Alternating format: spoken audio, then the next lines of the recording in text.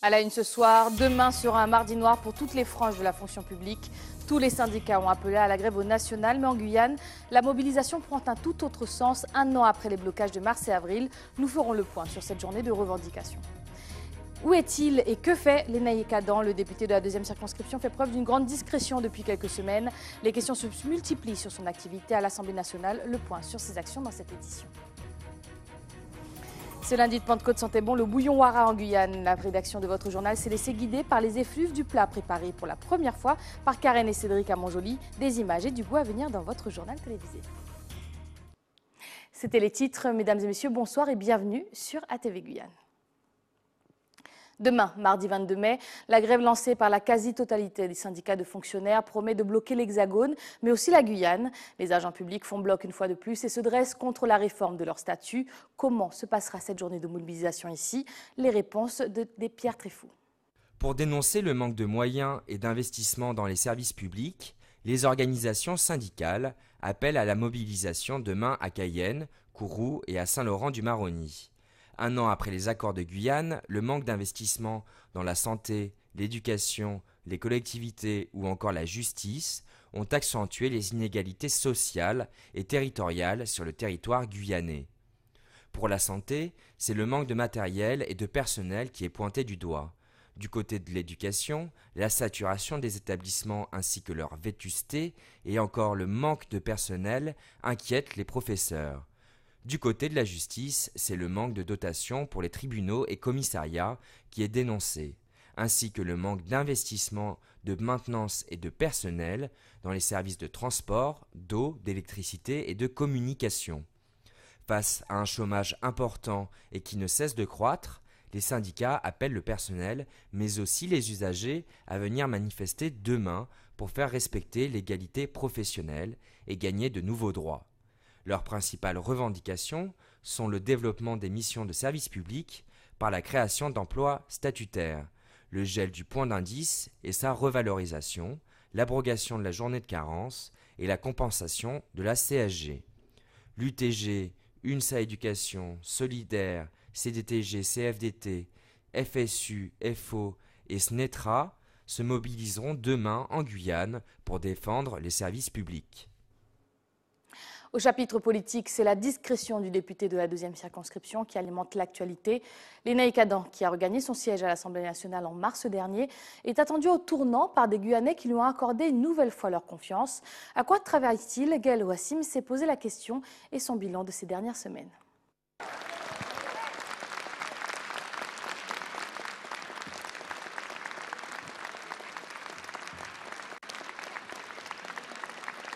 Dernier coup d'éclat du député Adam et depuis, plus rien.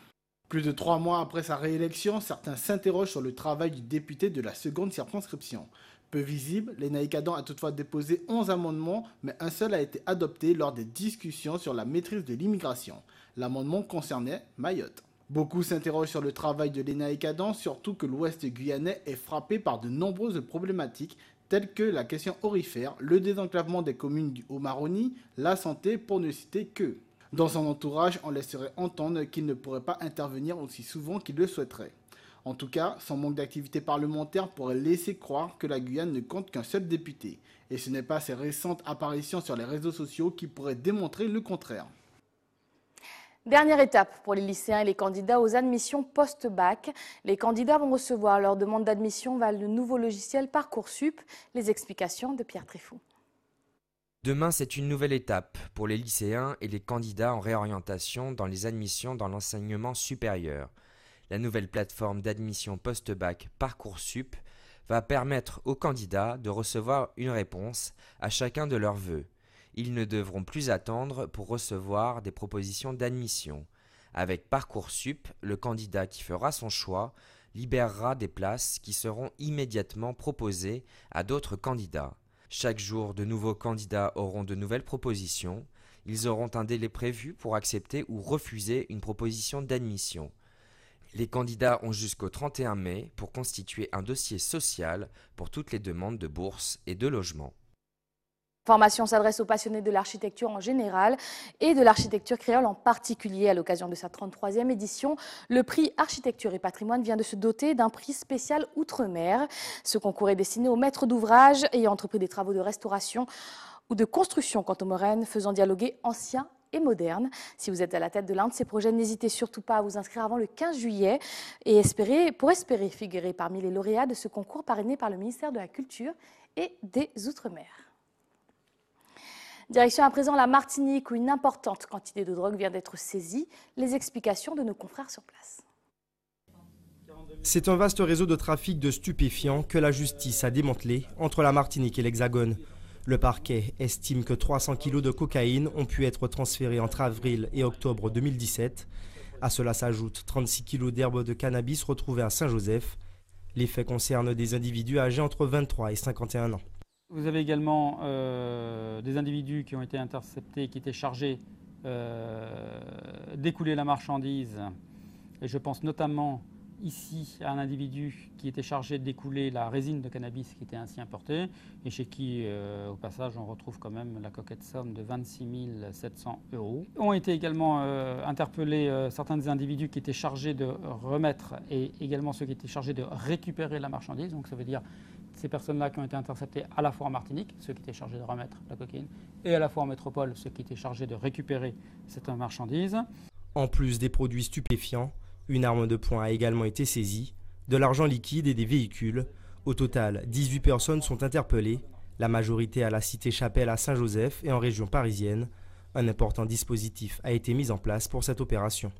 Eu égard au nombre d'interpellations menées lundi 14, effectivement, 85 personnels du commandement de la gendarmerie de Martinique ont été mobilisés, à savoir à peu près une trentaine d'enquêteurs des brigades de recherche de Fort-de-France, section de recherche de Fort-de-France, du GIR, des compagnies de gendarmerie départementale de Fort-de-France, de la Trinité, du Marin, ainsi que de la brigade départementale de renseignement et d'investigation judiciaire.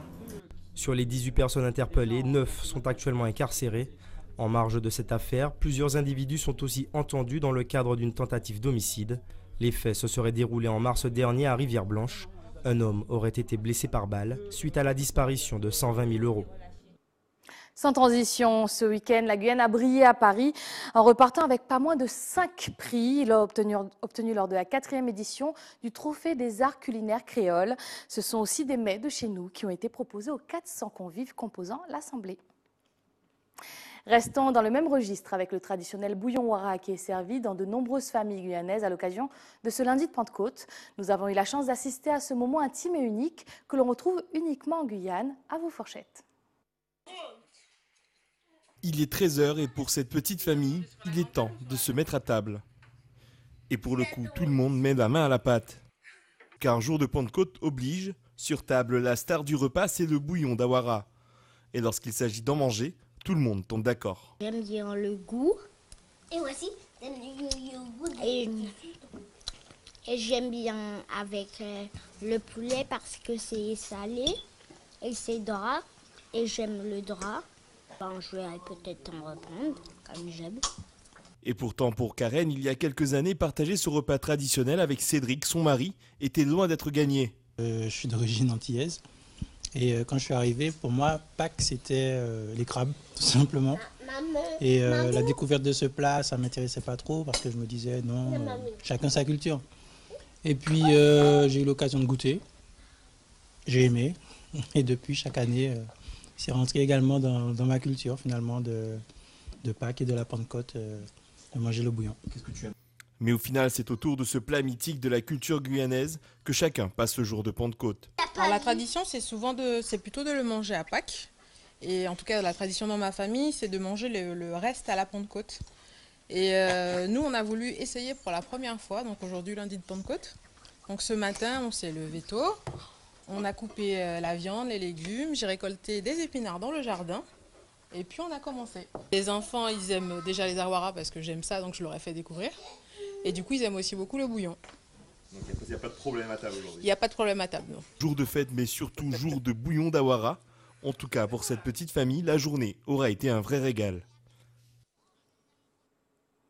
Un petit tour en Guadeloupe avant de conclure ce journal. À l'occasion de la Pentecôte, de nombreux Iliens ont fait le choix de passer ce long week-end à Terre-de-Haut, l'île de Terre-de-Bas étant toujours inaccessible aux visiteurs. Avec une météo plus clémente que sur la Guadeloupe continentale, ce moment de décontraction a vite pris des allures de paradis. Les envoyés spéciaux Anne-Elisabeth Artienne et Moïse Dexter se sont eux aussi laissés porter par la douceur des alizés. Célébrée traditionnellement le 7e dimanche après Pâques, la Pentecôte offre cette année un long week-end prolongé, l'occasion pour certains de profiter des avantages de notre archipel. On a la chance d'avoir juste à quelques kilomètres du continent un bijou comme celui-là. Donc j'ai voulu en profiter aujourd'hui, petite journée off, donc il y a du beau temps. Je suis quand même partie sous la pluie quasiment de Trois-Rivières et on a l'impression d'être ailleurs alors qu'on n'est pas très loin. Donc c'est une vraie richesse, voilà. J'avais besoin de calme, c'est la raison pour laquelle j'ai pas été à Margarin. Et j'ai préféré les Saintes, donc tout simplement. Bon, on profite en fait de la nourriture des Saintes, hein, tout simplement, des pâtés, du poisson. Hein. C'est avant tout le poisson aux Saintes. Pour les Saintois, qui dit Pentecôte, disait pique-nique en famille et surtout plage. La tradition, elle part un petit peu, mais en général, voilà, tout le monde fait des pique-niques, tout le monde part en bateau sur la plage, où on va manger au restaurant en famille. Voilà, c'est le principe de la famille, manger tous ensemble. Généralement, on fait des plats à Colombo, poissons grillés, des trucs un peu comme ça, du crabe, tout ce qui est un peu la mer, vraiment nos coutumes, quoi. Dans le temps, tout le monde se réunit en famille. On prépare à manger, toutes sortes de mets, soit des colombos, soit du lambi grillé. Même dans le temps, on faisait des cailloux, c'est des tout petits poissons grillés sous la tôle et des balaous aussi. Tout ça à la plage, tout le monde rassemblé, on faisait la fête, on dansait, on mangeait. Et puis quand on avait bien bu, bien mangé, c'était le retour à la maison. Que l'on soit natif de l'île ou de passage, ce lundi de Pentecôte était surtout synonyme de farniente ensoleillée. Un mot de sport avant de se quitter. La sélection guyanaise U17 s'est inclinée face à Rouen lors de la finale à 1-0 dans le cadre du tournoi international de Templeuve. C'est la fin de ce journal, mais avant de le refermer, rappel des principaux titres de ce 21 mai. Demain sera un mardi noir pour toutes les franges de la fonction publique. Tous les syndicats ont appelé à la grève au national, mais en Guyane, la mobilisation prend un tout autre sens. Un an après les blocages de mars et avril, nous avons fait le point. Où est et que fait Lénaïck Adam? Le député de la 2e circonscription fait preuve d'une grande discrétion depuis quelques semaines. Les questions se multiplient sur son activité à l'Assemblée nationale. Le point sur ses actions ont été faites dans cette édition. Ce lundi, Pentecôte sentait bon le bouillon Ouara en Guyane. La rédaction de notre journal s'est laissée guider par les effluves du plat préparé pour la première fois par Karen et Cédric à Montjoly. Des images et du goût ont été découverts et dégustés dans votre journal. C'était le journal de la rédaction. Merci de nous avoir choisis. Tout de suite, l'édition nationale de BFM TV. Je vous donne rendez-vous demain, même heure, même chaîne. Excellente soirée avec les programmes d'ATV Guyane. C'est Mounian. Belle bonne soirée.